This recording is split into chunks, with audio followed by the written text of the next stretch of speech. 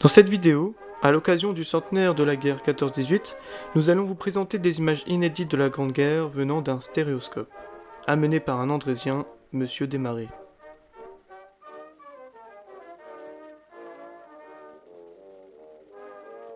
Le stéréoscope est un appareil muni de deux miroirs dans lequel on observe les dessins placés aux extrémités, afin d'avoir un effet en 3 dimensions. C'est en effet l'ancêtre de nos lunettes 3D et de nos casques à réalité virtuelle.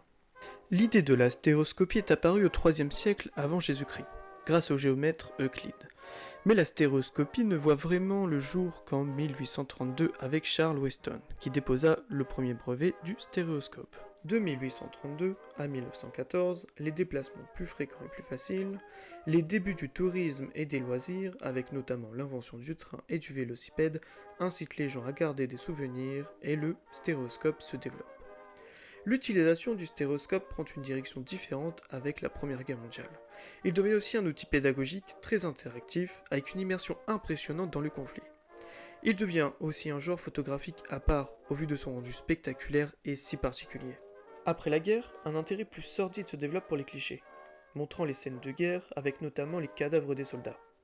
On trouve en effet un grand nombre de plaques qui permettent au public de découvrir l'horreur des tranchées comme s'ils y étaient, grâce à l'effet relief de la 3D. Le stéréoscope devient finalement un outil de mémoire, conservé avec précaution et transmis de génération en génération.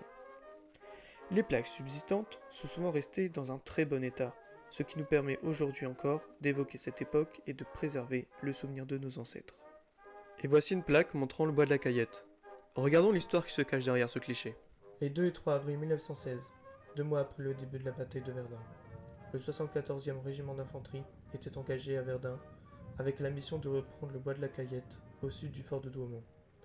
Nous allons retracer leur montée précipitée au front. 2 avril 1916, les premières troupes du régiment débarquent à 11h30 au bois des Sartelles, qui se situe au sud de Verdun. André Martin nous témoigne. Qu'y a-t-il de plus doux, au mois d'avril, par une belle après-midi, que d'être assis dans un bois, après un bon repas, et d'écrire à ceux que l'on aime. En fin d'après-midi, arrivent enfin les dernières troupes, qui se rassemblent pour le départ au front. Enfin, nous arrivons près d'un bois où nous débarquons. C'est l'heure de la soupe. On casse la croûte assis sur des talus, troncs d'arbres ou sur nos sacs. Nous avons encore quelques moments pour nous reposer et nous détendre après ce voyage si inconfortable. Mais le jour tombe, c'est le rassemblement, et la colonne s'ébranle dans la nuit. Dans la soirée, le régiment traverse la ville de Verdun.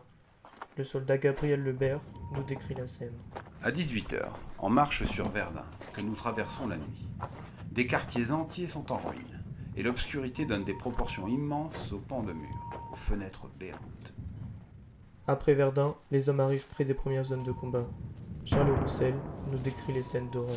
Au lieu dit les réservoirs, un cheval crevé étale sa puanteur entre les brancards d'une voiture sans roue. Un cadavre étendu en travers du chemin sur le dos, les bras en croix, barre le passage. Les hommes qui précèdent avertissent. « Faites passer, un cadavre !»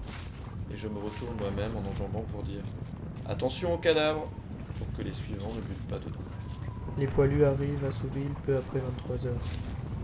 Un soldat nous explique leur déplacement. Dans cette voie qui conduisait à Souville, il y avait un monde fou. La montée des troupes toujours sur la droite, la descente à gauche, les blessés, les prisonniers, etc. En plus du bombardement qui était destiné au fort de Tavannes. Nous sommes maintenant le 3 avril, vers 5h30 du matin. Les soldats arrivent maintenant proche de la ligne de front. C'est le moment de poser leurs sacs. Marcel Havage et René Ravoisier parlent de leur préparation avant le début de l'assaut. Nous arrivons aux abords du fort de Souville. Il commence à faire jour, on nous fait déposer nos sacs dans une carrière. Nous les alignons avec soin, et combien d'entre nous reviendront les reprendre ? Nous en avons retiré nos vivres de réserve et nos effets les plus précieux, pour les mettre dans nos musettes. Puis nous entrons dans le fort, où on nous distribue pelles, pioches, fusées, paquets de cartouches supplémentaires, grenades, dont nous pourrons nos musettes. Nous déposons les sacs en tas, par section, mettons la toile de tente en bandoulière et assurons la baïonnette au bout du fusil. Les vagues se constituent, la première près de la crête, les deuxièmes et troisièmes par peloton. L'attaque débuta le 3 avril 1916 à 6h10 du matin, afin de reprendre le bois de la Cayette et le fort de Douaumont.